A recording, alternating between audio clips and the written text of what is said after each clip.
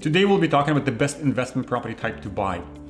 And if you're thinking about buying a real estate investment, you probably have considered other investment opportunities as well, including the stock market.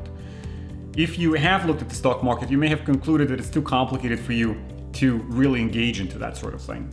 And the reason for that is there are dozens of industries, and within each industry there's tens or hundreds of thousands of companies that you need to sift through in order to understand where to invest. So there's a lot of homework and a lot of responsibility on you to make sure that whatever company stock you're going to end up buying is going to bring you the returns that you want. On the other hand, there is real estate.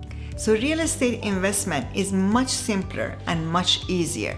Number one, you are able to get a mortgage. Yes, you are taking all the risk till you make the full payment, till the end of the term or amortization. However, you are putting only 5 to perhaps 20-30% down, depending on whether is your primary residence and what's your job and how much your income is.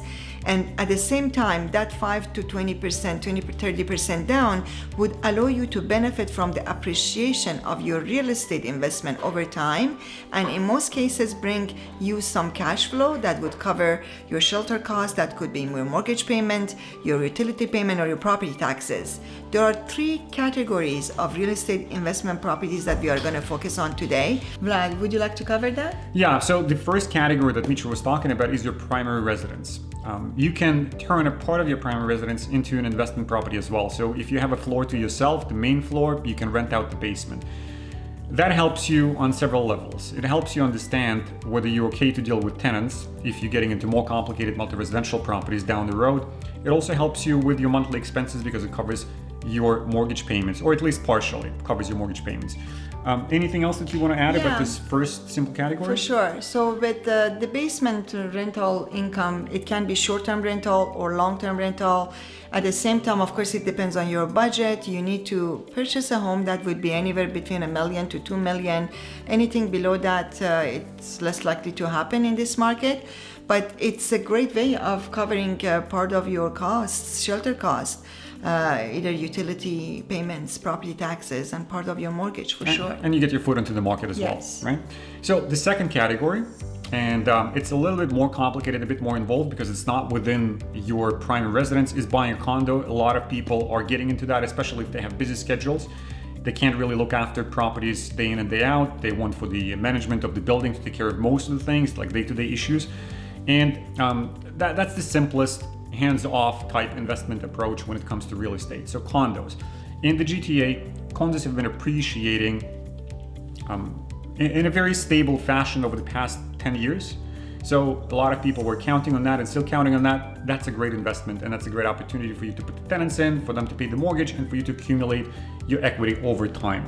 Yeah, if you want to buy, for example, a condo in downtown Toronto right now, less than 400 square feet, could be mid 500K, which is very affordable. And you can expect that the rental income would cover most of your expenses, and you don't need really to put money from your pocket, all of it, just a small portion perhaps. And that's a great way of, again, focusing on long-term appreciation of the value for the condo, at the same time have great help for cash flow. Yeah, and the third one is a small multi-residential property. So say a duplex or a triplex, that'll be a bit more expensive, which is going to cover the cost of getting into that sort of a property. But what that would allow you to do, that would further diversify your investment in that it will protect you from one tenant leaving and you not having any income for a month or two until you find the next one. Because if you get a triplex, then one tenant leaving only constitutes 33% of your monthly income for that property. You can occupy one of the units yourself. There is great value growth for those types of properties over time, like they appreciate very, very well. And also, unlike most cases that you would encounter with condos, if you're getting into a small multi-residential property, they will cover themselves and you will likely have some positive cash flow right from the get-go.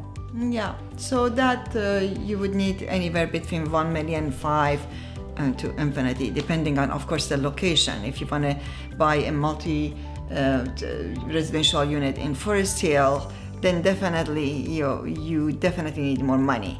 But if you want to go farther away, east, west, north, definitely there are great opportunities that can help you to build your first portfolio of multi-residential unit and real estate investment. So that's about it, guys. Wanted to give you a quick idea of what you can look into as a first step when you're investing, or even if it's not a first step, but you're relatively new to investing into real estate, for some safe options to consider.